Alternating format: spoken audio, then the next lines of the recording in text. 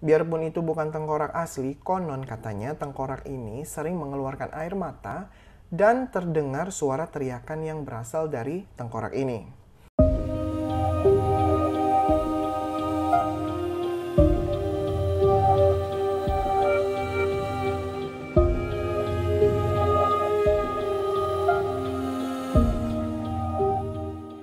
Halo, kembali lagi di Mata Astral, dan kali ini kita akan membahas tentang sosok heroik legendaris dari era silam Jakarta, yaitu Peter Elberfeld, atau lebih dikenal sebagai Pangeran Pecah Kulit. Meski dinilai heroik, hidupnya tragis karena dihukum mati dengan cara yang sangat sadis. Beginilah sosok Peter Elberfeld. Dia dikenal karena dihukum oleh VOC gara-gara dituduh merencanakan makar bersama orang-orang pribumi. Rencana ini dilakukan karena ketidaksenangannya terhadap Belanda yang suka bertindak seenaknya dengan warga pribumi.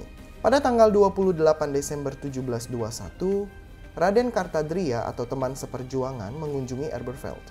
Ada salah satu budak yang membocorkan pula rencana Elberfeld dan Raden Kartadria ke pemerintah VOC.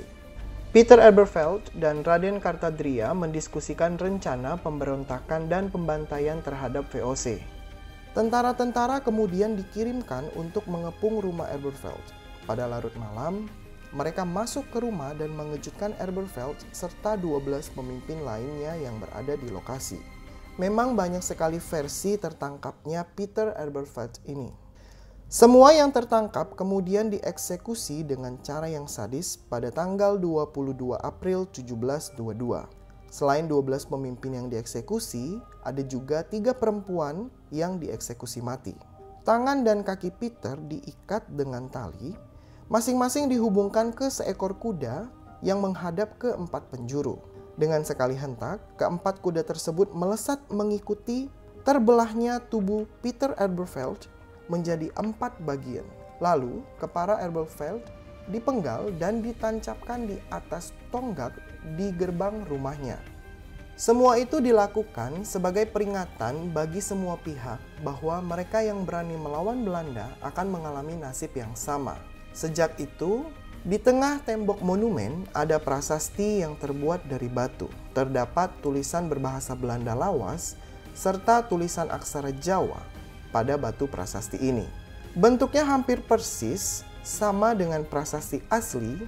Arti dari tulisannya kurang lebih berbunyi, sebagai peringatan yang menjijikan akan pengkhianatan Peter Elberfeld yang dihukum. Tak seorang pun sekarang atau untuk seterusnya akan diizinkan membangun, menukang, memasang batu bata atau menanam di tempat ini. 14 April 1722.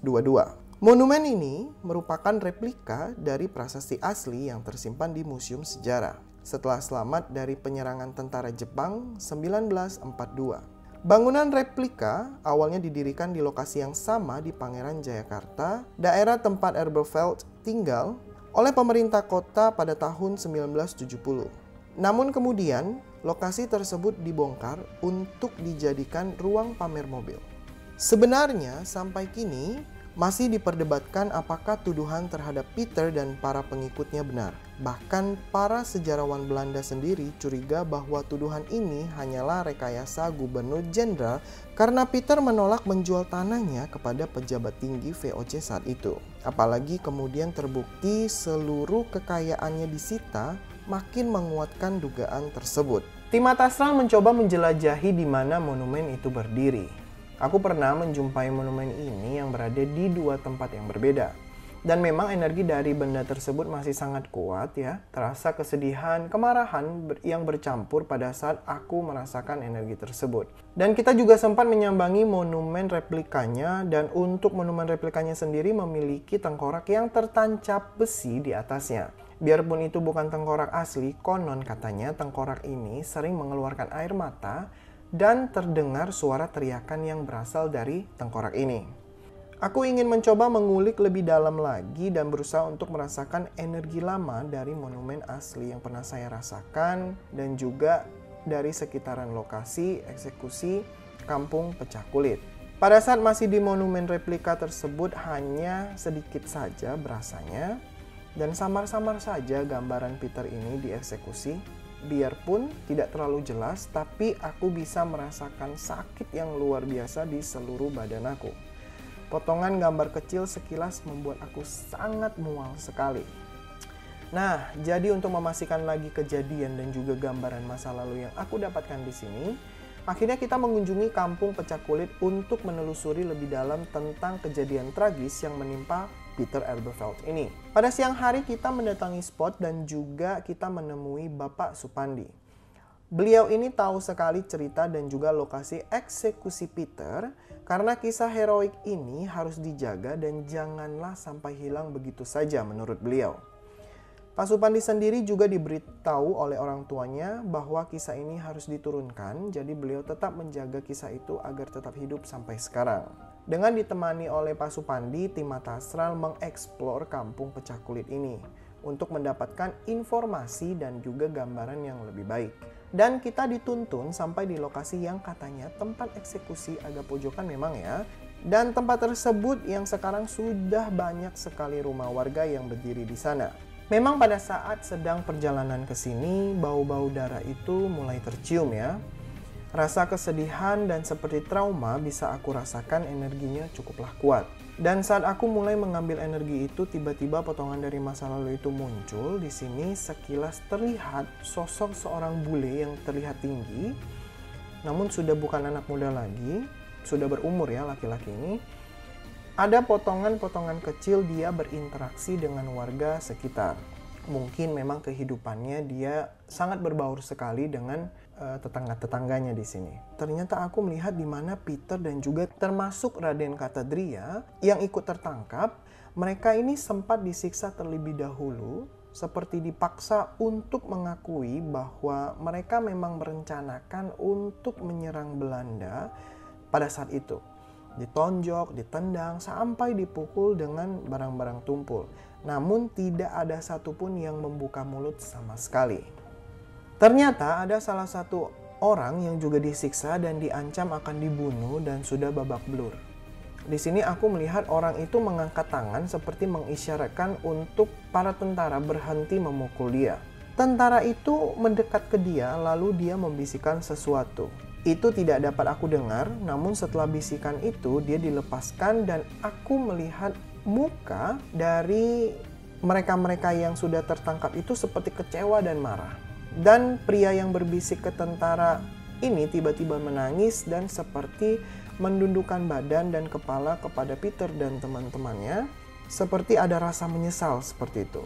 Tiba-tiba saja saya itu seperti ditarik, berpindah dan terlihat sedang berada di lokasi yang berbeda, di mana di situ banyak sekali warga di sekitar lokasi yang terlihat ketakutan dan juga ada yang menangis. Nah, dari sebelah kanan aku ada beberapa tentara yang mengarak Peter hingga ke tempat eksekusi dan ternyata itu di hari eksekusi Peter. Dan kondisi yang terlihat oleh aku ini lebih dari 4 orang yang akan dieksekusi. Dan banyak sekali orang yang menonton eksekusi ini. Sosok Peter di sini akhirnya dibawa di tengah lapangan luas dengan kondisi kuda-kuda itu sudah menunggu dan beberapa petugas di sana. Akhirnya dia diikat tangan dan kakinya masing-masing di setiap kuda.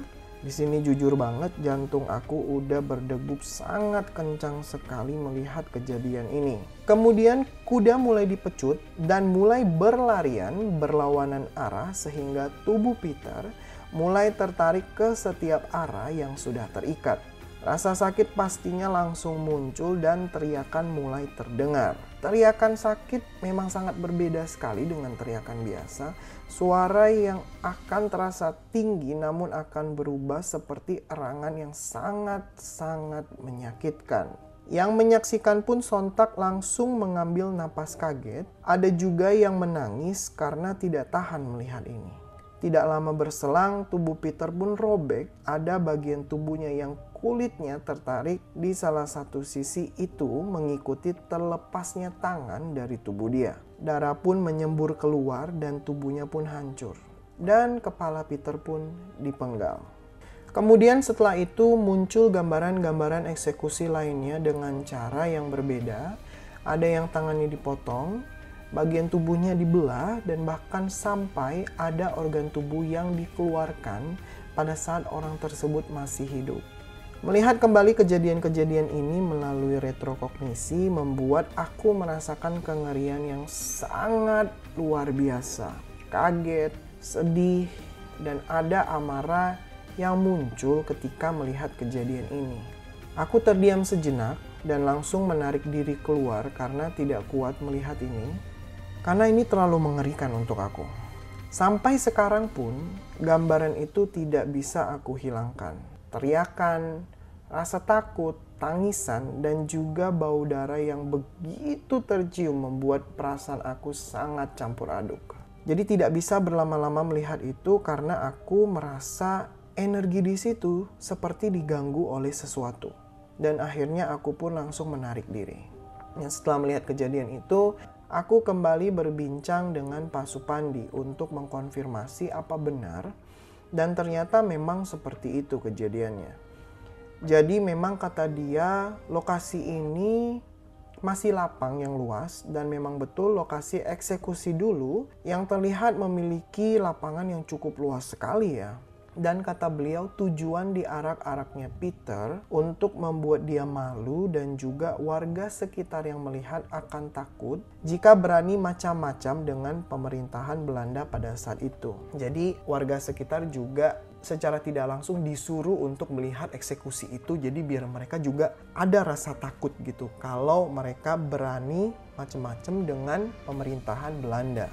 Untungnya praktek keji seperti itu sudah tidak ada lagi, tapi sejarah itu akan tetap melekat. Setiap perjuangan yang dilakukan, besar atau kecil, harus selalu dihargai, tidak peduli siapa orang tersebut dan dari mana asalnya. Karena kita sesama manusia haruslah diperlakukan dengan baik. Terima kasih sudah menyaksikan Mata Astral. Jangan lupa untuk support kita terus, subscribe, like, dan share YouTube kita. Follow IG dan TikTok kita di Mata Astral ya. Sampai jumpa di jelajah berikutnya.